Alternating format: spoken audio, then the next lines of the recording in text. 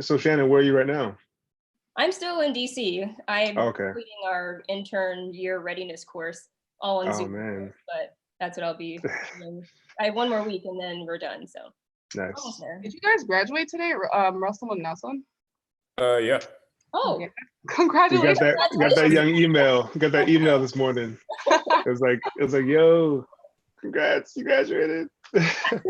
and then they were doing a Hippocratic oath like live session like right now actually. Oh yeah. Like saying it live or something, or a phone call. I don't know what. I'm gonna just honesty policy. I already said it myself, so it's all good. Do I have time to see if I can log in through my iPad instead? I think the camera is a little bit better on that one. Okay, we're live already, but if you want to make a switch over, that's fine too. Yeah, you could probably do both simultaneously. I don't know, but yeah, take it away, Lily. Okay, hi guys, and welcome to the Black Kids White Coats YouTube channel. We are here again with another installment in our match series. Today we are talking about radiology. I'm gonna just introduce Shannon. She is at Howard for medical school and will be at, Case Western for diagnostic radiology. We have Russell, who is at University of Illinois for medical school and will be staying at University of Illinois for interventional radiology. And then we have our very own Nelson, who is at University of Illinois. I just both of them, Nelson and Russell, graduated today. Shout out to them. Thank you. He'll be going to Vanderbilt for diagnostic radiology. So we do have a little bit of a mix today, and we're going to be talking about both of them as we go throughout today. All right, so the first thing I'm going to do is if you guys could just tell me your story, like who are you guys? What has your journey been so far up until this point? And we can start off with Shannon. Sure. So I was born and raised in Los Angeles, California, and my interest in medicine began when I was 11 years old. My mom at that time told me about my birth story, and that was really the spark that got me interested in medicine. I was born 3 months early, and both my mother and I had medical challenges that made our futures at that point pretty uncertain. And so hearing about the doctors that saved my life and saved my mother's life was very inspiring and really the kickstart to my interest in medicine. So from that age, I was determined to become a doctor and pursue medicine, and I never veered away from that. I went into college knowing I was going to be pre-med, and I also majored in biomedical engineering, which I think was a critical part of my medical journey because I developed a passion for combining science and engineering concepts with patient care. And I see a lot of similarities in radiology. And I think when I ultimately made that decision to pursue radiology, that background in biomedical engineering definitely influenced that. But I didn't really consider radiology as a career choice until I was in medical school, and specifically the second year of medical school. So it did take some time to actually learn about radiology and develop an interest in it. But once I did, I realized that it was the best fit for me, both personally and professionally. And I look forward to my career and the journey ahead. Russell, you got it. Sure. Can you hear me? Yeah, we can hear you. All right, great. So I think just like a lot of us, my journey started when I was really young. I wanted to be a doctor since I can remember. And along that path, I kind of found that I was also good at math and the sciences and things like that. So going into college, I decided to be pre-med at that point. And I initially started off as a physics major, switched over to chemistry.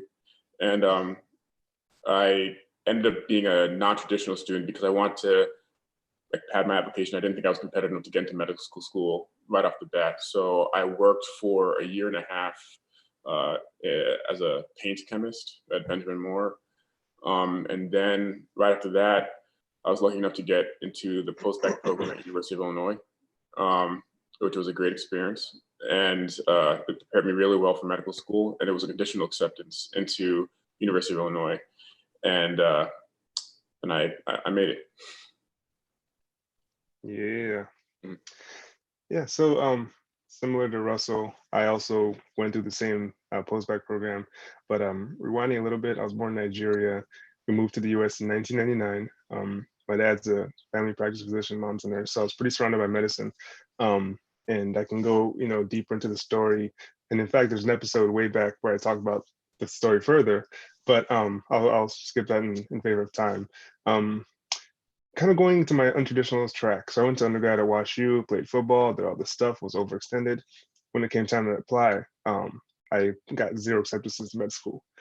But I was lucky enough to get into this post-bac program, which is a conditional acceptance program. If you got like a 3.7, I think, GPA, you are saved a seat in the class. Turned out to be one of the best things that ever happened to me. It taught me so many things about how I learn, how to retain information, and prepared me for med school. And fast forward to medical school the year after, I was gung ho on being an orthopedic surgeon. I played football.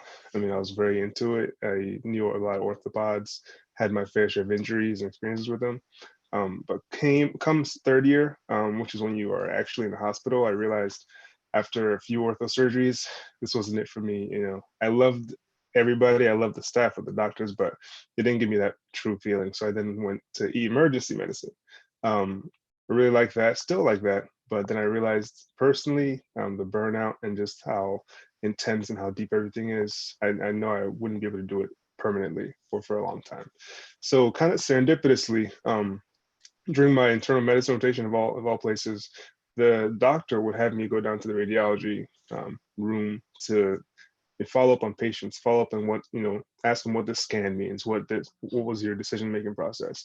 And after 6 weeks of doing that, I fell in love with all the people, all the processes, and all that. So that, in a sense, is how I stumbled upon radiology, and here I am today.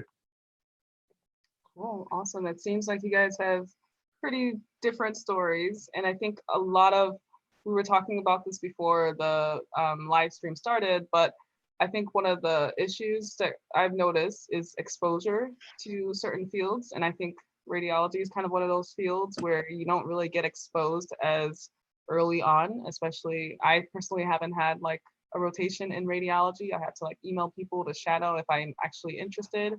I was wondering if you guys if you can talk about what your exposure was. You did talk about that a little bit in your introduction. To talk a little bit more about your exposure to radiology, as well as recommendations for pre-meds, M1s, M2s who are interested in radiology or just have an inkling of interest, what they can do early on. And you can start. You got it, Shannon. A little bit about it. Yeah, I think it is tough because radiology is not one of your core rotations in your third year for many institutions. And for me, this is something I'm passionate about. And I've worked with various organizations to try to increase diversity in radiology and interventional radiology. And I think over the last few years, there's been a lot of initiatives that have come up and provided programs for students. At Howard, at least in our first year of medical school, we have our anatomy course and we have a radiology component as a part of that. And for me, that was my first formal introduction to radiology. And it was also my favorite part of all of first year. So I think having that ingrained in the curriculum was important to have that initial exposure. So I've been involved with the Society of Interventional Radiology, and they, over the last year or two, have announced this program for third years who are interested in getting a funded away rotation. It's called the GEMS program, and it stands for Grants for the Education of Medical Students.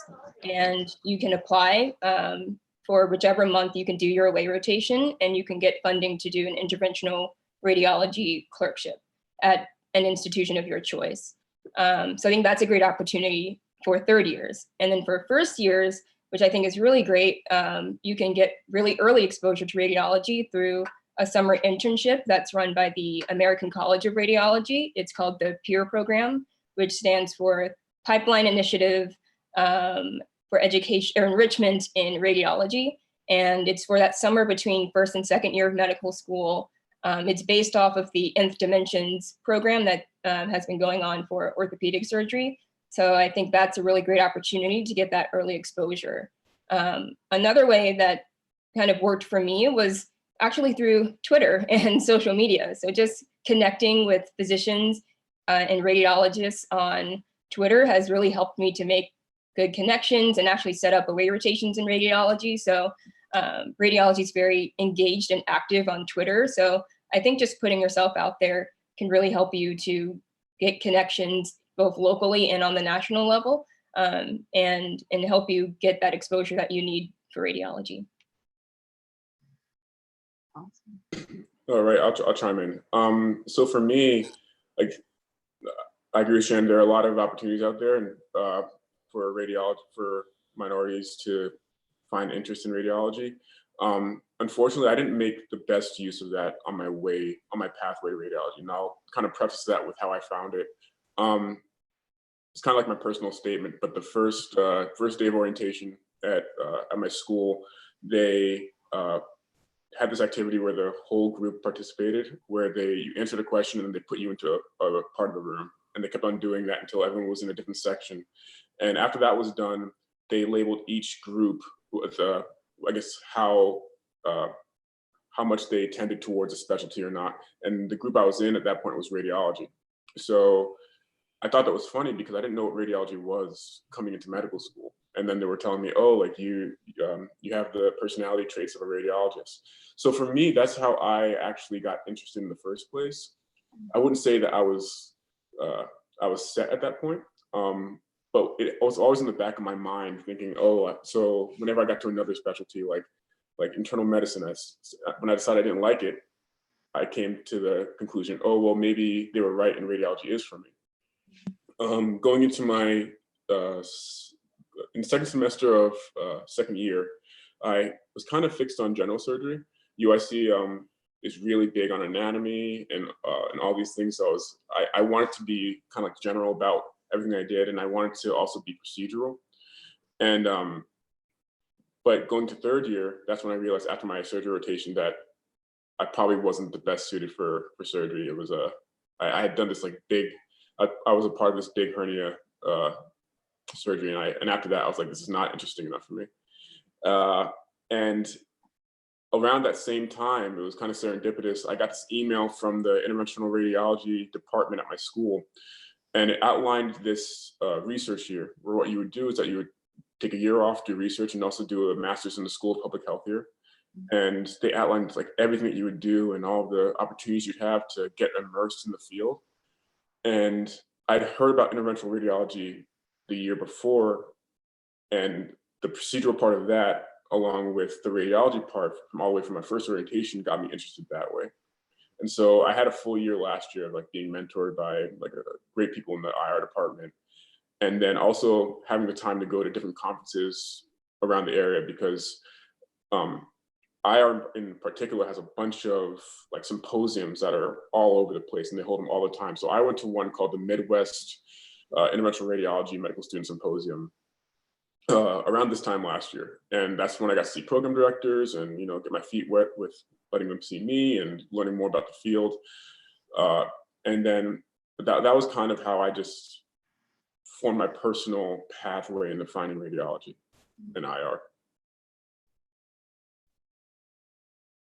You're on mute. Sorry about that. So I was saying, yeah, definitely echo a lot of what's been said. Unfortunately, yeah, as we know, radiology exposure is 0 to none for a lot of first, second years. And that was the case for me. Unfortunately, my anatomy class was very hands-on, but very little radiology. And thankfully at my school, they're starting to implement that a lot more. So I think that's a good place to start.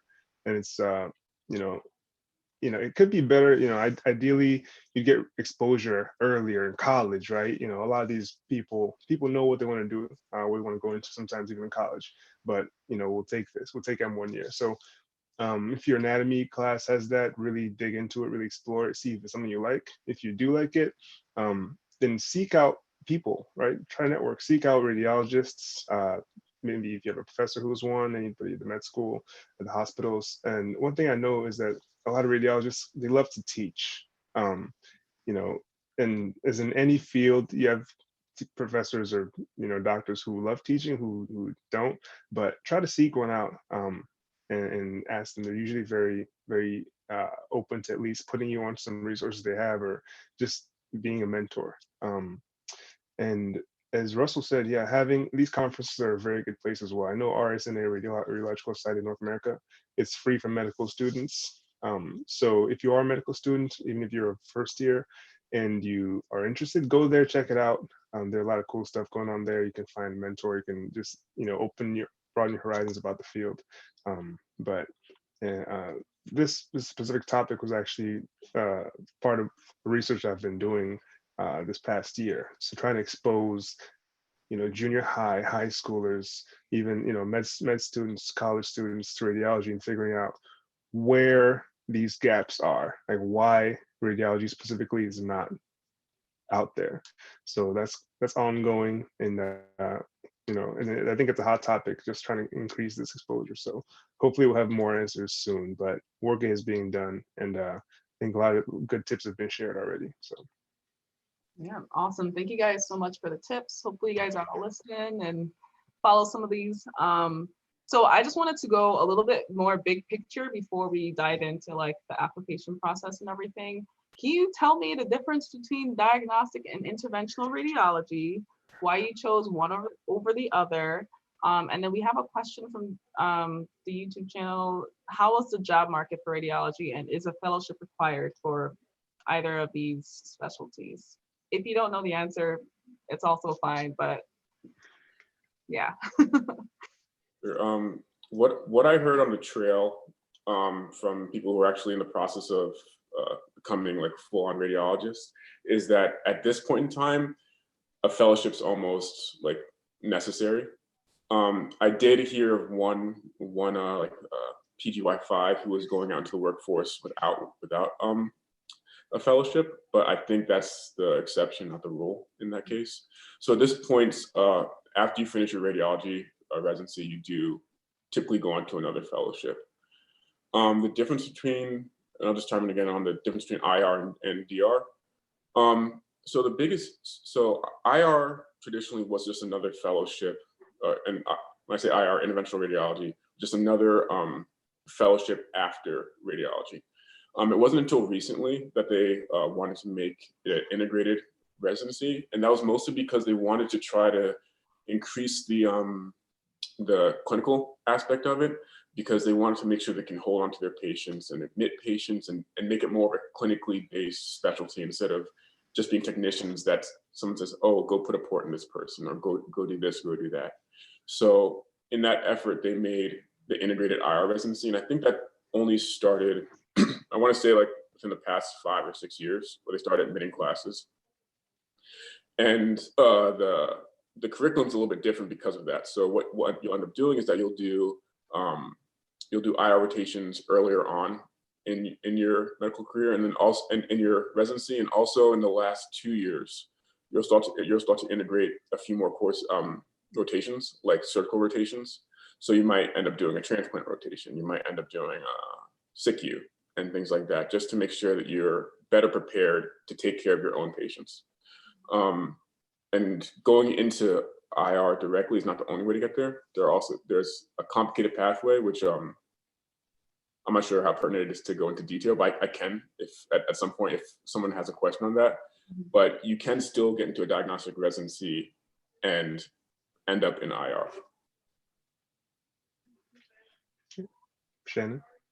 Yeah, I mean, Russell pretty much covered it, but yeah, I had some exposure to interventional radiology in medical school, and I was considering it. Ultimately, I just decided to apply to diagnostic radiology, mainly because I want to get exposed to everything before I make a final decision.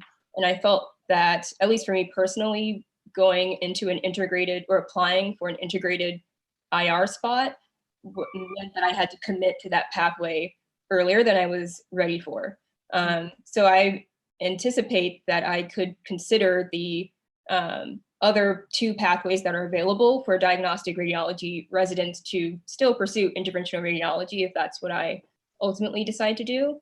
But I think one thing to note is, at least advice for someone who's thinking about interventional radiology, that you still have to train in diagnostic radiology. So you still have to enjoy that part of your training, even though much of your career will be with interventional radiology. And in terms of the job market, I think like any specialty, it fluctuates, but as physicians, rarely will we be out of a job. We're always in need, especially in times like right now. So, but maybe what that question might be getting to is with the artificial intelligence that everyone is talking about with radiology. And I've been to several conferences at this point that have touched on artificial intelligence and how it's going to affect radiologists. And I'm no expert in this topic, but at least from what I've heard from other radiologists and other mentors, that yes, artificial intelligence is a part of the innovation involved in radiology, and those that are embracing the technology and are actively engaging in its development and how it can positively impact patient care will be better off in the long run. So that's how I think radiologists can really tackle that space. But yeah, I think Russell really covered it really well. But those are just some of the points I have to keep in mind. Great. And just to add to those two, yeah, with artificial intelligence, AI, I think that's something that's going to be, sorry about that, it's going to be more of a synergistic type of relationship, right? You know, AI, it's something that can, you know, radiologists can work with to make ourselves more efficient, maybe proofread some things, maybe catch some errors, maybe read the more mundane, you know, kind of scans, things that can be easily read to free up time for something else. So I think it will take a long time before, you know, if at all, before it all takes over. And even then, you know, liability is another thing to consider by hospitals. So that's my take on that. As far as interventional versus diagnostic goes, I'm diagnostic. And as I mentioned earlier, I was into orthopedic surgery, but it took a while for me to realize, you know, I didn't want that. And part of it was the lifestyle of a surgeon. So in interventional radiology, sometimes you have a surgical component to it, and the lifestyle can kind of mirror that of a surgeon. So that's one thing that kind of drove me away. But to me, diagnostic radiology kind of fulfills a lot of my needs for me. Flexible, there's some procedural aspects too, so you can still do a little bit of that if that's what you want. Yeah, I'm not sure if there's another question.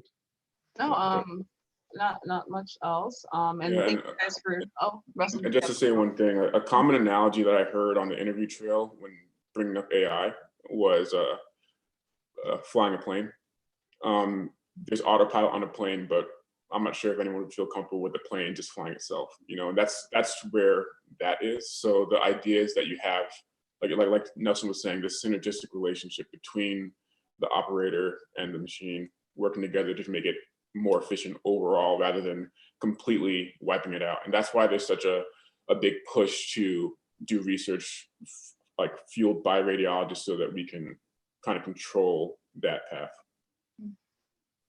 No, it's really interesting that you guys brought that up, because one of the questions that came up were talking about the application of AI, blockchain, and machine learning in radiology. So hopefully you guys touched enough on that. If they have any follow-up questions, they can follow up for that. Another question I have just related to the DIR residency. So if you do the combined integrated DIR residency, is the fellowship going to still be needed after doing that, the combination of them? So no, there wouldn't be a fellowship afterwards, because the idea is that it combines it in one. The good part about it is that even if you didn't do like the integrated fellowship, you can still finish in the same amount of time. You know, like based on the different ways you can approach reaching IR through diagnostic. It's more about like just like small things, like not having to move again, you know, the difference between how you're board certified, knowing early on, just like how Shannon was saying, if you want to do IR, you can get there immediately. So yeah. Okay. Perfect, thank you. So we'll move on to let's start from M3 year, right? So you go through your core rotations, maybe you have some elective space, maybe you do a radiology elective.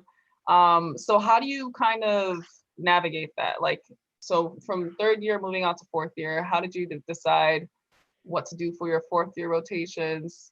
Were aways required for you guys? And what would you recommend for someone who doesn't have a local, like their home institution doesn't have a radiology department? I mean, anyone can start from this too. I guess I'll go ahead and start.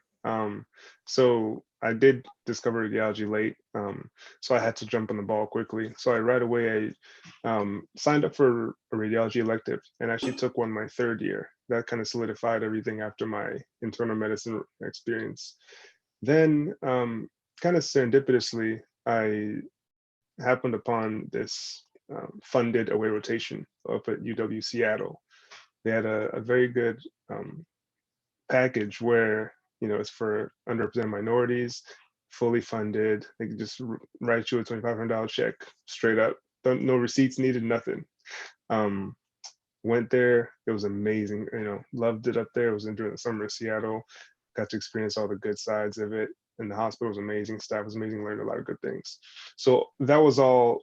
It all helped me solidify everything in terms of radiology, and got me good experience as well. And while I was there, actually got to knock out my first interview of the trail the summer of essentially entering my fourth year. So that was nice too. Then after that, came back, knocked out some more of the step exams, and then ERAS, which is the residency application website, that opened up. And after all that interviews and all that, now we're here. So for me, it was a kind of a short, quick journey. I'm sure others may be able to give a different perspective. Shannon? Sure. I was starting with third year. I went into each rotation with an open mind. At that point, I was still interested in radiology, but I also had a strong interest in pediatrics. And that's actually what I came into medical school wanting to do. Because of my story and everything, I was thinking I was going to be a pediatrician or neonatologist. So I had this internal conflict going into third year. So I just went into each rotation with an open mind. And ultimately, I did like some rotations more than others. And I put everything I could into each rotation, but ultimately nothing drew me in like radiology did. And so I knew at the end of third year that radiology was the field for me. And I also thought that with radiology, you have to engage with every specialty. So you have to be able to talk with emergency medicine physicians and surgeons. And if you're doing pediatric radiology, you have to communicate with neonatologists. So I really liked that with radiology, I wasn't locked into just operating within my specialty. It was very multidisciplinary, which I really liked. I did do away rotations, mainly because I needed to get exposure to radiology departments and other institutions. Because at Howard, like I said before, we don't have a radiology training program. So I wanted to see what the day in the life of a resident was like at various institutions. And kind of like what Nelson was saying, I did do some of the funded programs that provided some funding for underrepresented minorities. I did 2 rotations in New York, one at NYU and one at Mount Sinai. And the Mount Sinai offered the VEPSIM program, which is the visiting elective program for students of underrepresented minorities. And that is available for students, for third year students applying for away rotations in any specialty, so not just radiology. And they provided not only a check, like an actual check that you can take home with you, but they also provided housing, which was really nice, especially in New York City. So, and they also provided other like seminars and meetings that you can do while you're at Mount Sinai. So it's definitely a very well-developed program. And then my NYU rotation was really great because it was, so I did they call it a radiology selective. And so you spend half of your day in the reading room with the attendings and the residents. And then the second half of the day is spent learning the foundations of radiology. So that was my first time actually sitting in a classroom learning radiology from head to toe. And that was really the rotation where I realized that I can see myself doing this for the rest of my life. And I was excited to go into the rotation every day. And I think radiology is a little different in its away rotations in that you're not actively taking care of patients. You're not writing a note, you're not dictating a chest x-ray or a CT scan. So the best way that you can shine, if you will, in an in and an away rotation for radiology is really just to be engaged and to keep learning on your own. So I had bought a couple books in radiology and just read about what I was seeing every day. And that really helps me to stay engaged and to participate in the various activities that the residents had during the rotation. So that's just some advice I have, especially for students who don't have a training program at their institution. Are there any books you would recommend? I'm sorry? Are there any books you would recommend? Yes. So Learning Radiology is a really good book. It's very straightforward, and it teaches you just the basics of radiology and just kind of the common findings.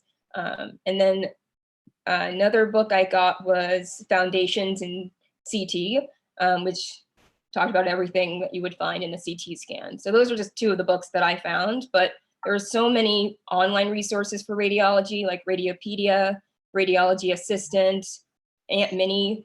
So those are free as well. So those are great ways that you can learn a little bit about radiology while you're on your rotations or your clerkships. Nice, thank you. And Russell, I know if you can talk a little bit more even about like the year that you took off to do research. Yeah, sure. Yeah, I'm jealous of you guys and your funded away rotations. I didn't plan I didn't plan properly enough for that. Wait, speaking of that, just a side note, Jalea from our emergency medicine match series video had a document of a list of them. So be sure to check that out if you are looking for ways to get funding for these away rotations, because this is important. So yeah, again, I found, I think it's a similar story among like a lot of radiology applicants, that they find radiology late. It's just the nature of the beast. It's not one of the core rotations. And a lot of schools don't even like have a rotation available for students to take per se. So again, I was fortunate enough to be at UIC that had a lot of involvement. So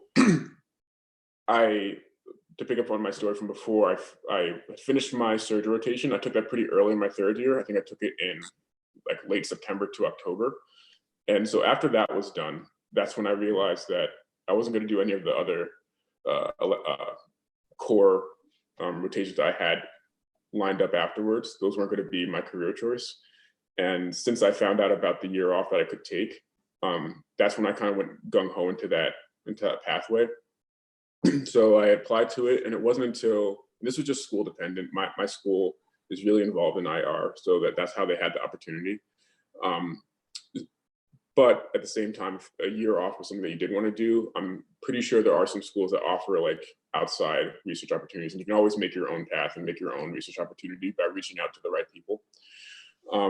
But for me, it was kind of just a package deal. I found out that I got accepted into it in January of my third year.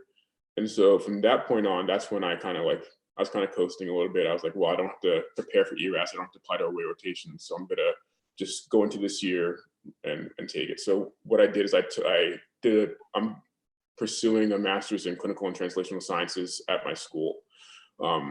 It's basically, the idea of it is to teach physicians how to be physician scientists, perform research. So it did a lot of biostats classes, epidemiology, public health related classes as well. And at the same time, I was doing a master's thesis, which I'm still working on. So that was the whole purpose of that. And the main reason I did that was not because I thought, oh, like IR is competitive, it's the only way I'm going to get into it.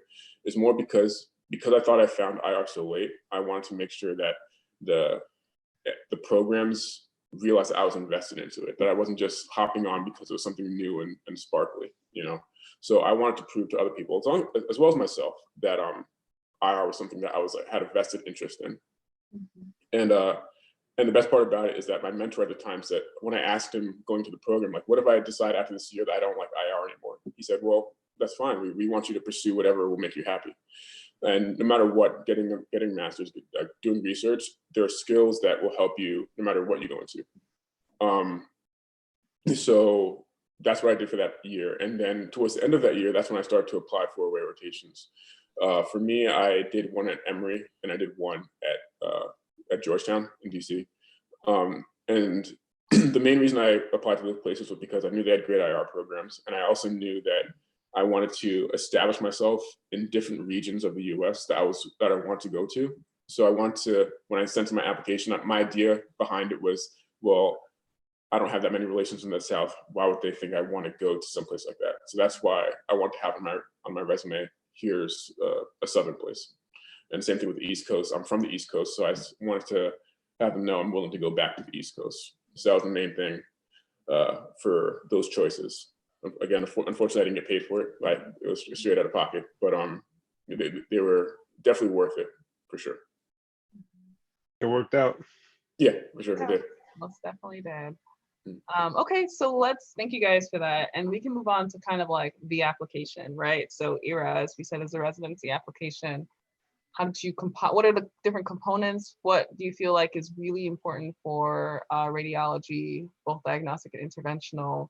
I know you guys talked about starting a little, well, some of you all like had a little later decisions. How did you get your letters of recommendation? Were they from the away rotations? Were they from elsewhere? Let's just dive in a little bit more into this application process. Sure. So no matter what your interests are, which field of medicine you want to apply to, it's definitely important. It is critical to start thinking about letters of recommendation as early as possible. Even your first and second years, start seeking out physicians and in the hospitals. Even sometimes your professors might be physicians who you really like, who you like their style. If you're interested in their field. Take a note of that. And if you really had a good experience with somebody, ask them right away, hey, I'm interested in this. Could you please consider writing a letter for me? The third year is really where it all comes in. And, again, start early in your third year. And no matter what rotation it is, if you've had great clinical encounters and experiences with any physician, ask them right away. Don't wait till, months later when they've forgotten about you. Ask them right away about a letter. That's one piece of advice that I got, and thankfully I stuck to. And specifically to radiology, I think I forgot how many letters. I think I had 4 letters total. I had one that was a mentor of mine who was a peds GI doctor. I had 2 radiologists, and I had an ER doc. So these are all doctors who I had great experiences with. You don't have to have all 4 radiologists. They want to kind of see. They want to vet you through your experience with these other doctors and see what kind of person you are. So I think 4 is the max you can have. Some say you can have 3 as well. But yeah, whenever you have a good experience with a clinician, ask for a letter. That's my piece of advice on that. For other parts of the application, like a lot of fields in medicine, research will never hurt you. Again, it's not 100% necessary or critical, but when it comes to research, I think quality is better than quantity. So do something you can speak passionately about during the interviews. On my research, I was asked about it maybe 1/3 of the time, but just be able to speak on it. But they really enjoyed your extracurriculars, things that kind of evoke a passion in you, things you can speak about. And actually, I spoke about this a lot, Black Kids, White Coats, at almost every single interview. Literally, I texted Lily like after everyone like, yo, they asked about this. They're like, yeah, there's Black Kids, White Coats on your application. That's like really cool. Can you tell me about it? And I'll just light up right away and just start talking. So they love that. They see a lot of the same kind of things on the application. So they love it when someone has a unique hobby, activity, something unique on there. So don't hesitate to show your uniqueness and something you really enjoy on the application. Shannon? Yes, I agree with Nelson. Obtaining those letters of recommendation earlier, like soon after you finish the clerkship, is important, and you don't want to wait on those. And I received I asked for more letters of recommendation than I needed, because on the ERAS application, you can select specific letters of recommendation to go to specific programs. So I wanted to get as many letters of recommendation as I could, so then I could pick and choose which ones I wanted to go to specific institutions. I think I had 2 radiology letters total, and one of them was the chair letter, which is required for any specialty. And then I had a family medicine letter, I had a pediatrics letter, and I had a research letter from one of my former research PIs that I had worked with during medical school and before medical school. Because I think for me, my strategy was to, for example, include my family medicine letter for some of the smaller community programs for both preliminary medicine and for radiology, because their focus and their mission might be a bit different than a big powerhouse academic institution that might really like research, and I might put in my research letter instead. So that's kind of how I tried to strategize for the letters of recommendation. Nelson covered a lot in terms of like the whole interview process. I think knowing your application back and front to back is very important. Radiology, just in general, has a very laid back style of interviewing. So they ask a lot. I would say 98% of my interviews were about my hobbies and interests, and like my chili recipe was a popular topic. But that being said, you still want to be able to speak on your research experiences, your volunteer experiences, your leadership roles, things that you've done. So you definitely want to be familiar with your application. One big tip I have for the interview process is 1, apply broadly, and 2, group your interviews regionally.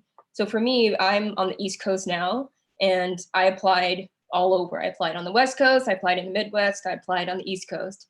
And so that would have been a lot of travel for me back and forth if I hadn't planned ahead. So I tried to group my interviews by region. So I would be in the Midwest for a week, and then on the East Coast for a week and a half or something like that, trying to group the interviews so I wouldn't have to spend so much money traveling back and forth. So that's just one tip I have for the whole process. I think my final tip is that radiology is not a specialty that necessarily requires you to know about it from day 1 of medical school. And I think that they appreciate you being honest about your journey to radiology. Because like I said before, radiology is very multidisciplinary. So it's okay if you, like Nelson said, was interested in emergency medicine and orthopedic surgery, and then you found your way to radiology, and that's the way that you see yourself providing the best patient care. I think that the radiologists on the interviews would appreciate hearing about your journey to radiology and how you would utilize your skills to provide the best patient care that you can in radiology. I agree with everything you guys said. I'll just emphasize a few things. Again, with the letters of recommendation, anyone who's willing to write your letter of recommendation, just take it. You know, it will make things easier for you on the back end. There's no limit to how many, as far as I know, there's no limit to how many letters of recommendation you can upload to ERAS. There's just a limit on how many you can assign to each program. And I think 4 is the amount where is like the max you can give to any program. And I don't think any programs like only want 3 or 4, but that's something that you'd have to check like specifically on their website. In terms of who you get your letters from, I think it's really important to find someone who you think would write a sparkling letter for you. You know, like, and sometimes you can even come to them saying like, would you be willing to write like a strong letter of recommendation for me? Because like I had goals of getting certain letters of recommendation sometimes, like going to rotations, and then I realized by the end of it, I wasn't able to get enough face time with that person or show them who I was. So I ended up like not asking them because I thought it would look bad, it was like awkward, and it wouldn't be good. It would just be a generic letter. So I was happy with who I was able to get mine from, just because I knew that they knew me well enough to really vouch for me in the letter. Also, I'd say know what letters your specialty wants. So when I went to one of the IR symposiums, there was a program director panel, and when they asked what letters they wanted, they said they want IR letters and they want one from either surgery or medicine. And they kind of said like the other ones don't really matter too much for them. So I took that to heart, and I got 3 IR letters and I got 1 surgery letter, or 4 IR letters and 1 surgery letter. But I signed that 1 surgery letter to everybody, and I changed up the other letters that I signed. And then finally, I think I might have been, I thought I was very strategic with who I was getting my letters from. And then especially on away rotations. So my first away rotation, I knew that it was early enough because it was in July, August, that I could get a letter from them and it could still make it to ERAS. So I went into that rotation being like, okay, whenever, like, I'm going to try to make sure that I'm really impressive, like either way. And that whenever I'm around these attendings, I show my best self. And then by the end of it, hopefully they're willing to write me a letter of recommendation. Luckily enough, they volunteered to write me a letter before I could even ask. So that was just something that was really awesome. And it's something that is achievable. And the reason I did that is because I don't know the support behind this. I'm not sure if it's evidence-based, but I thought that it made sense. If I can impress somebody in 4 weeks, enough for them to be willing to write me a letter, then that should mean something to program directors. So I know 4 weeks is not that much time, that much time to show them who you are. But either way, when you ask for a letter of recommendation, you're usually giving them your personal statement and you're giving them your CV at the same time. So you're giving them some substance to write about you on top of the brief amount of time that you were able to spend with them. In terms of the ERAS application itself, the personal statement, I think it's hit or miss in terms of how important it is. I think there's a way that you can think about it, like the 5% of personal statements that are fantastic and they're captivating, those do a lot for you. Then there are some that can be so bad that those could hurt you. I think that most of us end up in a spot where we're in the middle, where it's just adequate. You know, it's just a good personal statement.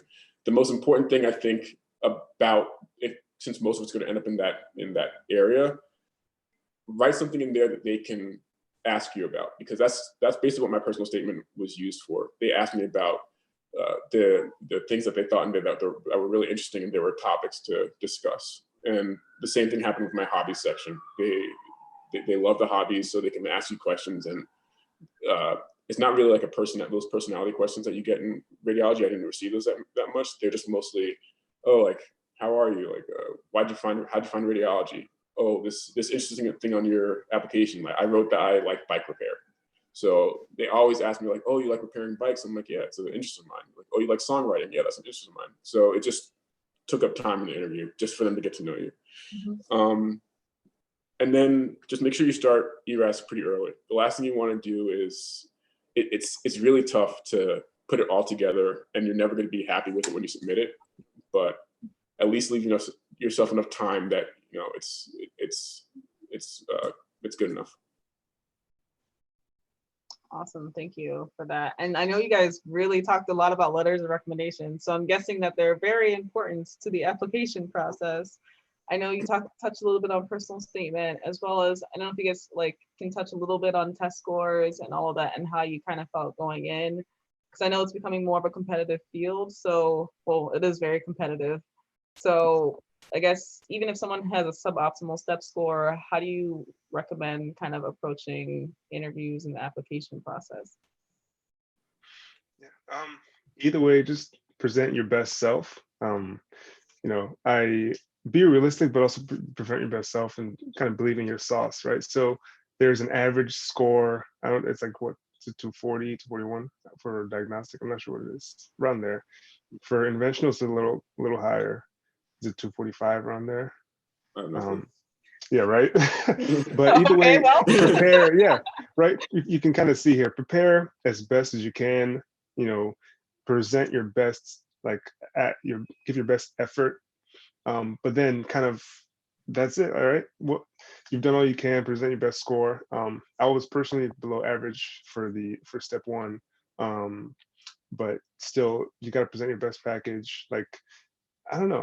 I'm not a big fan of these standardized score tests. They're just kind of a metric that traditionally underrepresented minorities don't do well on. So that's kind of how I feel about it. I think it's just a hurdle to kind of, unfortunately trim some people away from certain specialties, or kind of weed out some folks. But regardless of your score, I've heard people with a whole types of range of scores still get into what they really desire. If where there's a will, there's a way, essentially. So don't let any scores hinder you. I think people self-select so much out of what they truly want to do based on a score and based on what they hear on the media or on Student Doctor Network or whatever else. or from friends. So that's kind of my feeling about the score. Um, but yeah, I mean, but essentially give it your best shot. But in the day, if you really want to do something, go for it. Yes, I definitely agree with Nelson. And this is something that I personally had to deal with because my step score was not what's considered traditionally competitive for radiology. And it's tough because it's ingrained in our heads from day one of medical school that step one is going to define your entire career and the medical specialty that you can do. And I personally had to deal with a lot of internal conflict with that because I did not want one number to define me.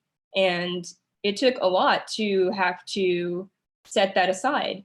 And I had to surround myself with positive energy, good vibes, and know that this is a specialty that I want to do for the rest of my life. And I don't see myself doing anything else. And just come to the conclusion that wherever I'm meant to be, will be. And I think regardless of the score, regardless of what your application looks like, there's so many uncertainties with this whole process. So you really never know what's going to happen. And I think there are two major components that really helped me, not just through this residency application process, but through all of the hurdles in medical school, as a pre-med with the MCAT, because it's all kind of similar. You have to persevere through all of these challenges. So one of those components was having a support system, whether that's your mentors or your family or your group of friends. I think those people that can support you and lift you up is critical to your success in this journey. And I think one thing that people forget is that you have to have support for yourself as well. Having that belief in yourself can go a long way.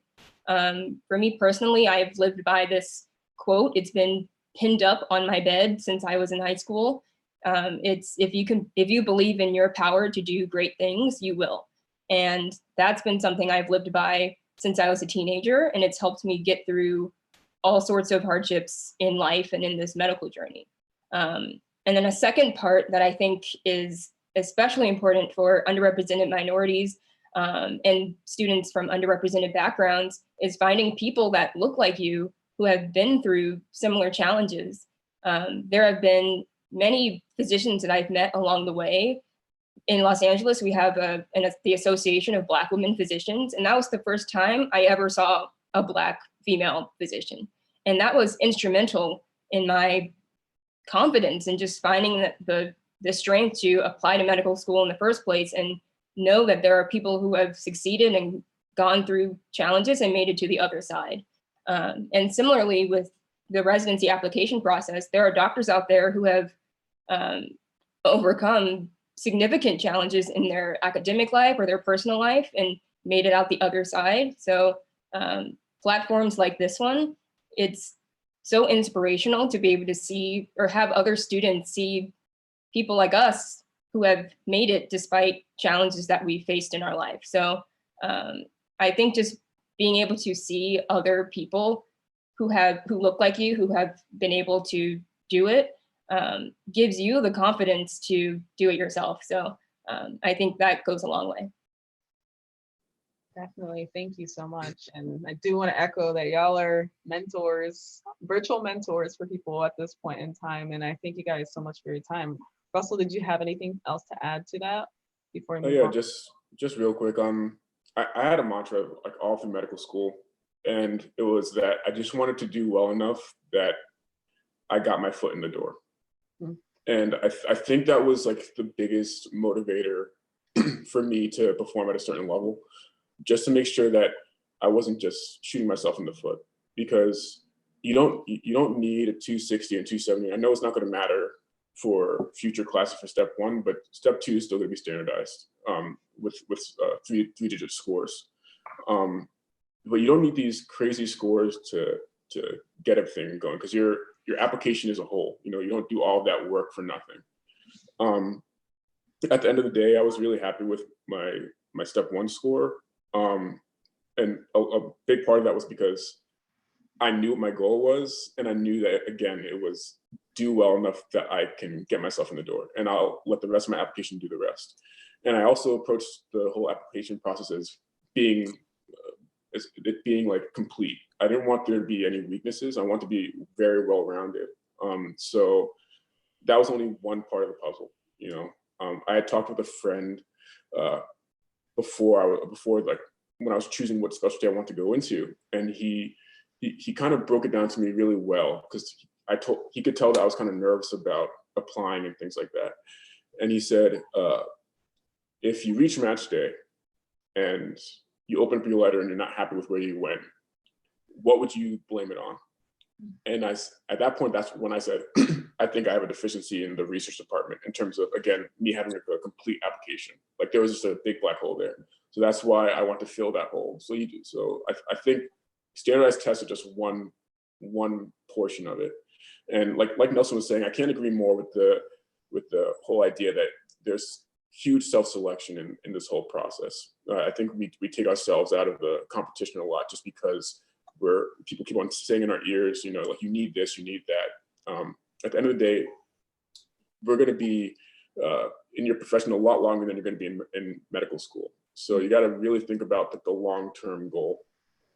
But again, like no matter what, just try really hard on those exams, because they do matter to an extent. You know, you just want to make sure you get in the door. Awesome, guys. Thank you. I did have a few questions about kind of how you selected your residency programs. We do have question kind of like, what is the thought process of where you decided to apply and like where you decided to go for residency? I know, Shannon, you mentioned that you applied broadly. You can talk about why. And then Russell, you kind of talked about the away rotations and how you strategically place those geographically. So if you guys can just touch on some of that and your thought process through the, you know, ranking and all of that stuff, that would be helpful. Sure. There was a big geographic component for me.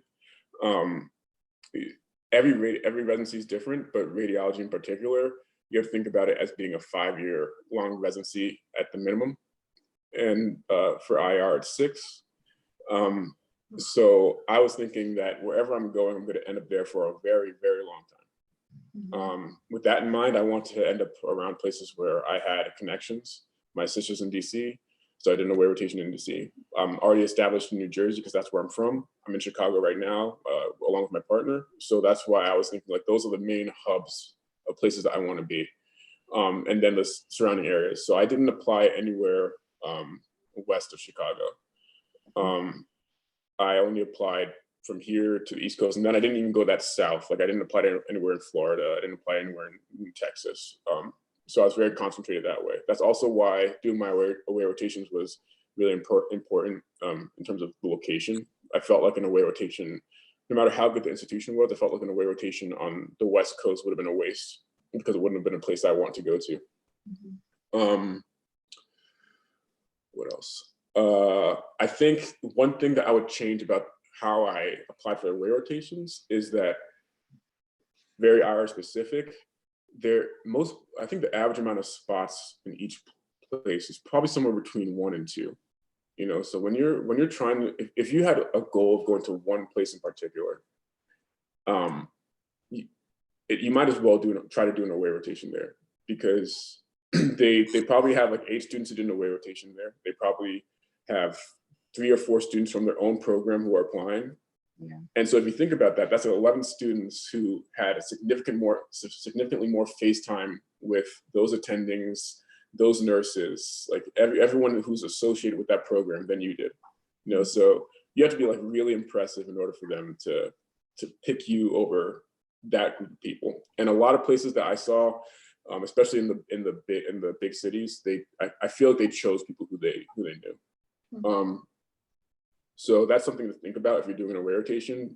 It's part of it's just about getting the experience at a really good place, and then you maybe use to go to that one place that you really, really want to go to. In terms of the ranking, I think it was very difficult because when I dual applied. I applied to both diagnostic radiology and interventional radiology. So you never know like how many IR programs would you put above like a really great DR program? You know, it's a weird process to go through. Yeah. So I probably had I think I had like a little bit over 20 IR interviews, but all of those were also like simultaneously there were DR interviews. So that ends up being 40 something interviews. And then I have to decide where I want to rank each of those in relation to each other. And they were basically like, do I want to have, like, it's just something that's personal to everybody. You know, you don't know, like, so like I want to have certain cities above other places, but would I go to a great IR program in the middle of nowhere? Like, I don't, it's just it's something that you have to think about, and it takes time. Shannon, did you have anything to add to that? Yes, geography was also a big component or big part of my decision making when it came to which programs I would apply to. But I did apply broadly, both geographically and in the type of program, partly because I knew my step 1 score would be a bit of a hindrance. So I felt like I needed to apply to more programs than the average person. I can't say whether or not I received more or less interviews because of that, but it worked out, and so I'm grateful for that. But yeah, so I applied on the West Coast because I'm from Los Angeles originally, so I knew I had connections out there. I went to college in New York at Columbia, so I had connections in New York, and I applied in the tri-state area, Connecticut, New Jersey, New York, pretty much all up and down the East Coast. And then I had also done an away rotation in nuclear medicine at Washington University in St. Louis. And that was really to not only get to know the program, but also establish some connection to the Midwest.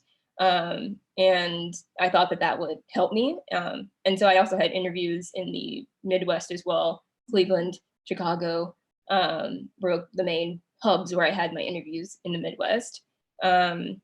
And I also had a mix of academic and community programs, which I think is good for anybody to apply to both, because they all have different ways of operation in terms of what the residents do from day to day. Some programs have fellows and some don't, so that might be important to think about in terms of your workload from day to day.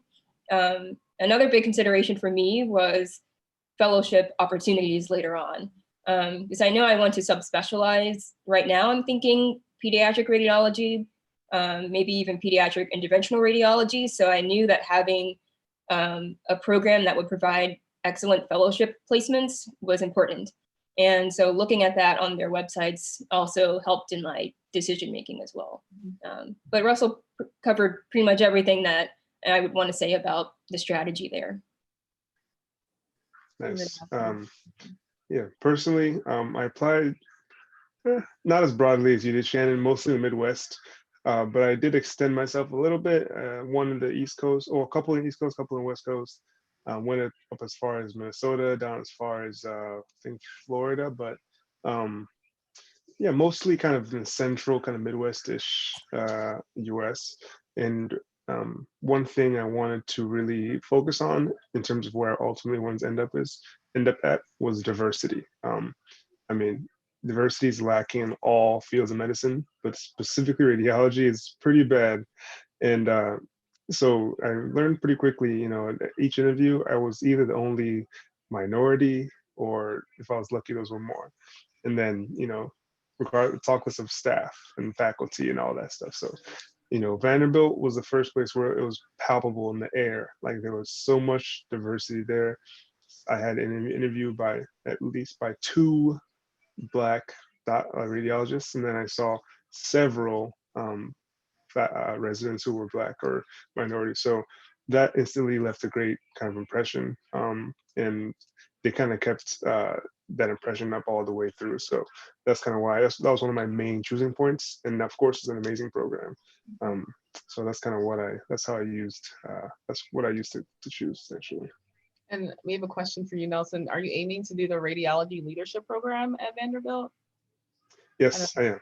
Okay, cool. Yeah, that's one thing we talked about during interviews, and I really enjoyed the program, talking about it, and I love what they stand for. So, yep. Cool. I'm gonna have 2 more questions just so we can get a sense of how much time we have. The first one, I realized we haven't talked about this in any other videos, but someone had a question about, Shannon, what you talked about in terms of grouping interviews. We haven't really talked about, the process of scheduling your interviews, because I know it can be pretty crazy. Right now, it may not be as bad because of, what's going on, but like you could be literally in the OR and get an interview invite and, you know, have to make a decision as to, you know, whether you need to continue with the surgery or go and like figure out your interview invites. So if you guys can talk about that process just a little bit, and then we'll have one more question. Honestly, it is one of the most stressful times of fourth year. It's just waiting for those interviews. And it's true, once they come in, you have to act fast because those interview spots go very quickly. And once they're gone, it's not likely that they'll come back unless someone cancels later on. And I can touch on that too, because that's important.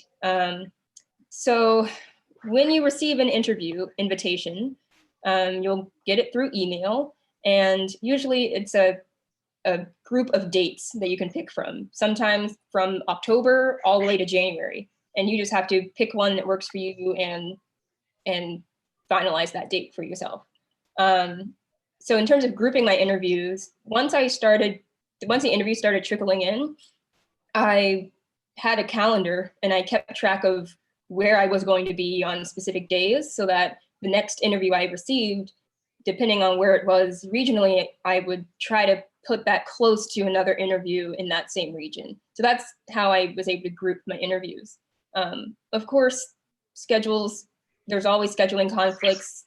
I think in total I got 13 interviews and I ended up going on 11 because 2 of them conflicted with existing interviews that I already had. And sometimes that's the case. You can't really control the interview dates that you get, and you might have to decline some interviews or cancel some interviews because of scheduling conflicts.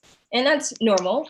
One tip, regardless of your specialty, is if you are canceling an interview, do it early. As soon as you know that you have to cancel it, don't wait until the last minute to cancel, and definitely don't be a no-show to the interview, because radiology is a very small community and they all talk to one another. So you have to be professional and let the program know ahead of time that you're canceling the interview. And I wouldn't feel bad about canceling because it happens all the time, things change, and it gives another student an opportunity to take that interview slot where they may have not received an interview invite yet, and they might be waiting for that one interview.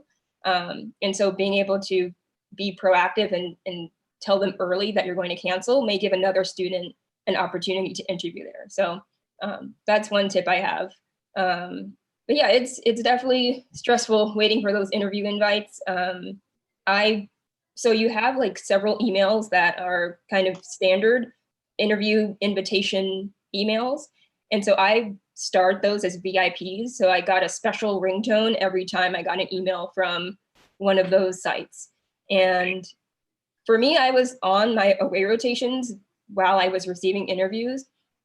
And fortunately, I was in radiology. So I was sitting in the reading room, and then I was able to kind of look at my phone and respond right away. I'm sure it would be much different if I were in a surgery rotation or some other rotation that required me to be away from my phone for long periods of time, because those interviews, like I said, they go very quickly. So you kind of have to act fast. So I would just keep that in mind when you're planning your fourth year schedule. Awesome. Does anyone else have anything to add before I ask one more question? Oh, go ahead. It's ideal to to schedule by region, and I think everyone should try it. For me, I was more on the unsuccessful side when I tried to do it. And part of it was just like the luck of the draw. Again, like it's the first come first serve on a lot of these software, whether it's the ERAS scheduler or Thalamus or Interview Broker or whatever, however the program decides to send out the invitation. But then some of it was just like program dependent. Like for example, I had an interview in one region where there were 2 hospitals that I applied to, and all of their dates overlapped. And I thought that was like the most like unconscientious thing, you know, like because I wanted to stay in that area for 2 days, and no matter how I did it, it would have to be stay there for 1 day and come back 3 weeks later for the other one, because they both had them on the same Thursday every single time. And that wasn't just in that area, that happened to me twice. So sometimes you can only do the best you can. but I was able towards the end to try to do it. So I think I had January off in my schedule, and I had things that were in the area of like in the tri-state area. So I was able to drive to Philly, and then I was able to like get there from like Maryland, so like different types of things that you can do in order to try to make it a little bit easier and try to drive more places than fly, take the train more places than fly, because flying is just like, it gets pretty crazy. I would also say in terms of interviews and when you schedule them, I think it's good to schedule them like December and earlier if you can, because when I got a letter from an interview from one place, and they basically implied in the letter that if I scheduled late in like January, that they would kind of take me less seriously. And I took that offense to that initially. But then I started to understand the whole idea behind it. Yeah. Not that I support them writing that in the letter, but I get it, because when I was canceling interviews, they were always the later ones on my schedule, because I'd reached a point, let's say by mid-December, that I'd seen enough programs. I was like, okay, like I know that I'd want to go to these. I was lucky enough to get the interview, and they were impressing me just as much as I thought they would. And then some of the programs that were in January, I knew that already that I wasn't that interested in them, so I would end up canceling those. So I think the best idea is like if you can schedule a program early, I would do that. And then finally, just in terms of when you start getting the emails, it is really hectic. I submitted on the 15th of September, and I already started getting interviews, like I think it was the next day. So like some places, like I guess they have ways to screen, and then you got like a clump of interviews that week. Then there was like silence for a little bit, and then after your MSPE comes out, then you get more things after that one, and then it goes silent again. And then there's another batch later on, because some regions like Boston and California, they don't send out their invitations until later in the game. So then you get more at that point. And this is like radiology specific again. So it's always like a constant stress throughout the entire time. You just have to be ready to make sure that you can be available to field emails if you can. A lot of people, they try to have a family member have access to their email address and their ERAS so they can schedule them for you. You can make a shared Google Calendar. I tried to just do it by myself because I didn't want too many hands like in the whole process, and I didn't think it hurt me. So no matter what, it's gonna be hectic. Cool. Yeah, Shannon Russell pretty much hit the whole nail on the head in terms of what the experience is like. I'll just add a little bit of my own personal flavor and some tips I have. Yes, it's a very hectic process. Yeah, like from the very first, like September 15th is the first day of being able to, you can submit before September 15th, but I think September 15th when they're officially sent out to the schools and hospitals. And yeah, interviews sometimes start pouring in the next day. And other specialties, they have other kind of rush periods, but I would really recommend having data on your phone, right? If you're going to be in a place where there's Wi-Fi, sure, but if you're going to be out and about, you do not want to be stuck in a dead zone or someplace where you're out of data, or it's like the slow version of the data, because you're going to be frustrated. There were a couple times where I kind of found myself there, so I swiftly switched my plan to like the true unlimited data, because I was kind of doing rotation a couple times and things like that. So you don't want the data to be a hindrance.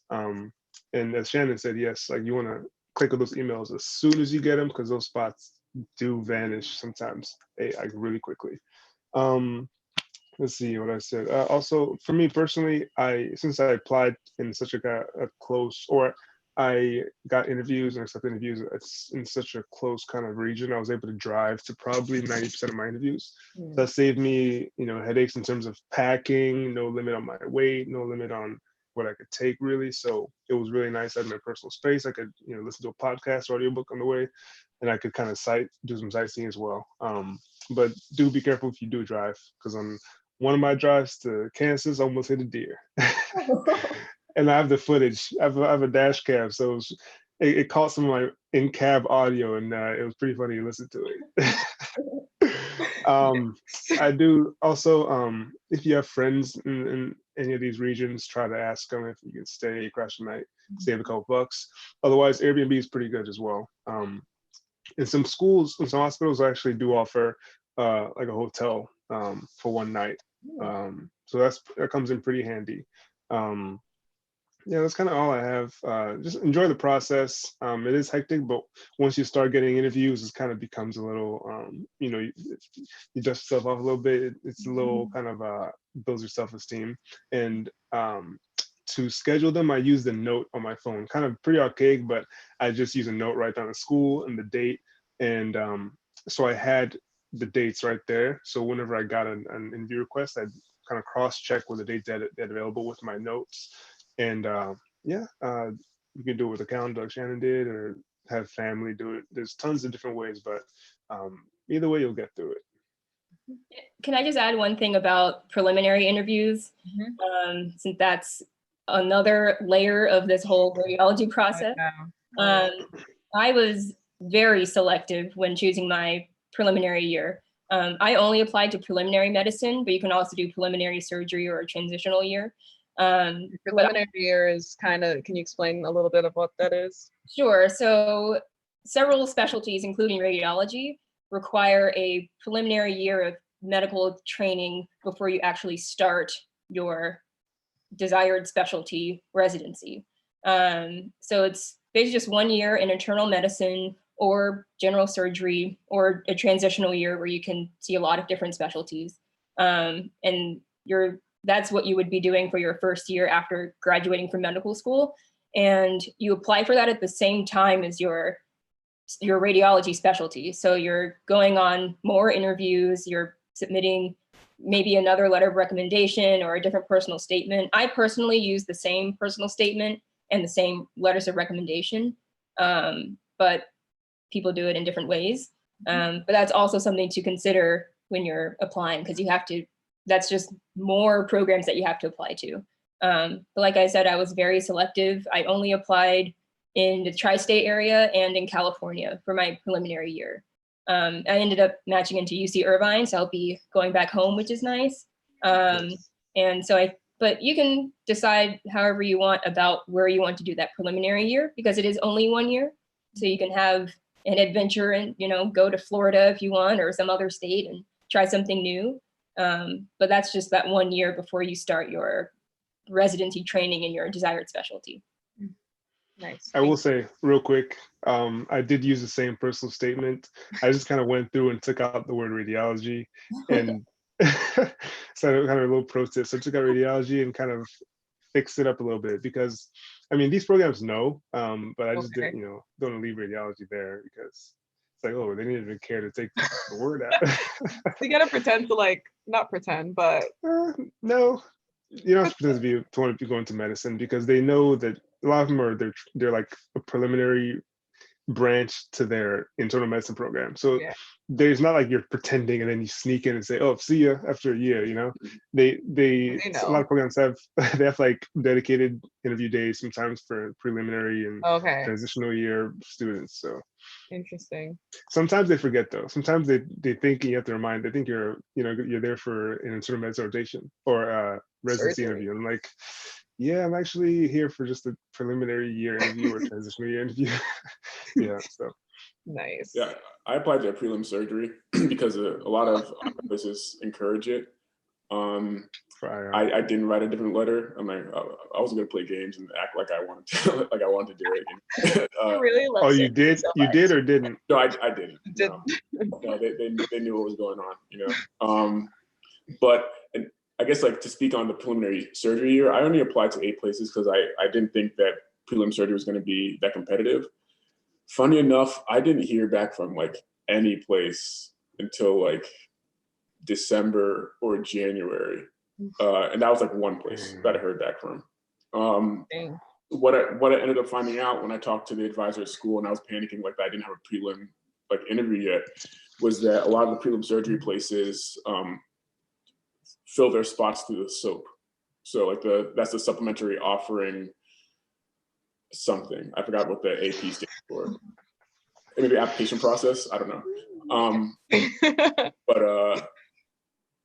But yeah. So what ended up happening is I reached out to the prelim surgery programs that I applied to, like the specific ones that I really want to go to. And I said, hi, like I sent in an application. I was wondering if when I should expect an interview or if I should expect an interview. And they got back to me immediately. It's like, oh, like you're interested? Like you can just stop by and and like, so that's kind of how it happened. So I actually knew where I was going for prelim surgery before the match, because it was kind of like guaranteed in that way, because they fill most of their spots in the SOAP. Interesting. And yeah, so that's all of that. The last thing I'll say is just to remind people of a mistake that I made in the application process. On ERAS, when you submit on the 15th, then you might forget this, but just hopefully it stays in your mind. You have to make sure that everything is ready before they can offer you an interview. And I heard in one of the past series that someone forgot to upload their step scores, and that's something that I did too. And that was all my step scores. I didn't have step 1 or step 2 on there. And luckily enough, on the 16th, I was on my way rotation, and I was friendly with the coordinator, and she walked in. He's like, "Hi, Russell, I saw your application, but you still haven't submitted your board scores. Is there anything? Is there any reason?" I was like, "Wait, what do you mean? I thought it was automatic." So that's how I was able to find that out. So you have to, just real quick, you have to sign your letter of recommendation. You have to upload. You have to approve for the upload of your step scores, and you have to approve them again when they come out. So when you get your CS result, because you'll probably take that after you apply, you still have to go back in and re-upload the new score. So that's something to keep in mind on, because some programs, they want all the information before they can match you or before they can interview. That's key right there. That's key. Whoa. Yes. This is the second time y'all are hearing this, so I'm not gonna hear that somebody made the same mistake later on. We can just do this last question, and I think this is pretty relevant to what's going on. So this person just became an M4. Unfortunately, that's kind of what's been happening. OAs have been canceled up until this person is saying July 1st. So they only have like 2 months before the applications are due. Their question is, do you have suggestions for what to prioritize during that time, maybe during those 2 months, as far as electives? That's tough. I mean, it can be a very personal, it might be different depending on where you are, what you want to strengthen in the application. Have you already done a radiology elective? What do you think you were missing? Research, you could do research, virtually as well, depending on what you have going on. So kind of, do you have a mentor? You can seek one out during this time, something where you could assess your plan, assess what you have going on. And I'm totally, I'm not licensed or anything. I'm not a new professional, but I'm open to speaking with you, looking at what you have and seeing if I can help in any way. So just kind of, and watching this is perfect as well. Gain as much knowledge as you can, educate yourself, put yourself in a good position to, when you do hit that submit button in September, you put yourself in the best position possible. Do you have to do away rotations though? No, not at all. Radiology, no. Okay, so it sounds like, you definitely, if you want to kind of hop on and get these away rotations, if they're available to you, it's definitely ideal, but it's not completely necessary. And it kind of sounds like doing things like research and other things that show your interest in radiology may be something that could be beneficial to do during the time before, even because your limitation is the timing and what's kind of happening. So doing some research and, other things may be something to do during that time, since away rotations are not completely necessary, correct? Does that sound like a plan? Correct. Okay. All right. And someone was asking if there is a group for Black radiology residents. So maybe you guys can pub that if you have that, or they can DM you later about that. But if not, you can start. They said that you can start. Can you start one if there's a group? Something like that. Not that I know of. Do you guys know of any? Not one that's public. We have like Nelson and I. Russell, I don't know if you're in the radiology, the Black applicants for radiology this year. There's a group chat, a group me. group. I got left out. You left it? No, I got left out apparently. I don't Oh no! Oh no! I didn't see that many. Most of my interviews were like all the people there were IR. So like I didn't see like. And Yeah, because it honestly, was word of mouth. I saw two Black people on my entire like interview trail. Yeah. So it was. Tough. We'll add you to the group. Hey. We'll ask you ASAP. Yeah. Appreciate But it. I think You and his family. Yeah. Twitter is one of the best ways to connect with Mm, minority physicians in radiology and yes. elsewhere, because we have the women radiology groups, we have the Rad Diversity Twitter page, and there's so many people on Twitter that are all over the country and all over the world. So I mean, I personally, maybe I'm biased because I've been able to have success on Twitter and making connections, but I think that that's, especially during this time, all you're doing is social media pretty much. So you have time to go on Twitter. Yeah. And my Twitter is largely a professional Twitter account. So it's a great way to talk to other people, see what other people are doing, look and see what research is out there. Yes, on Twitter, they talk about their research and what they're doing. So just a little plug there to get involved in a very easy way. So, yeah. And not to give anyone a false comfort about the whole situation, but I'd be really surprised if there weren't some changes made to the application cycle this time around. Like I'd be very surprised. I mean, you can see what they've done already. They've canceled, like match day was canceled across the US, graduations were canceled. And a lot of people were trying to take their step exams. They're not even able to schedule, I think, through June 1st. So with that being said, that's like just the beginning part of it. I can't imagine that things are going to be the same as traditional as it has been in the past years. So do your best. If you can reach out to your school and they like have like blocks that are able to schedule for certain rotations, and like let's say you want to make sure you get your radiology rotation in, I'd like make sure that they know that you're a radiology applicant. Maybe that will give you some preference over someone who's just taking it because they want to get it out of the way. But yeah, the situation is very unique. I doubt that it's gonna be treated. I doubt it won't be treated uniquely. So. Cool. Sorry, someone asked about majoring in computer science before medical school, or should they major in the science field? When it comes to majors, my personal thing is kind of major what you're interested in, and take those pre-med courses. It's really about doing the pre-med courses very well. So whether it's computer science or some science, or even like something that's non-science, I think you can do mostly whatever you want. You'll kind of figure out your path, I think, as you go through it. I don't know if you guys have any objections to that, but that was the last thing I wanted to touch on. Yeah, I minored in computer science. I think it's great. Okay, there we go. Thank you guys so much. Do you guys have anything to like pub? I know you were talking about Twitter, Shannon. I don't know if you want to pub your Twitter out here, get some followers. We can put it in the description box below. Yeah, we'll do all that. But thank you guys so much. Oh, I want to pub something. Okay, well, yeah, don't forget about me. Well, this small channel called Black Kids White Coats on YouTube, you might have heard of it. It's pretty cool. Yeah. Tune in. Like, comment, subscribe. Russell. Thank you. I mean, you have my email. You can okay. do that. Yeah, just DM us if you guys want some contact information. And again, thank you guys so much for your time. I really, really appreciate it. I feel like this was so informative, and hopefully it helped out everyone else that's been listening. So yeah, thank you guys. And we will see you guys in the afternoon for the urology session. All right. Double header. All right, thank you. Yep. Thank you guys. Bye.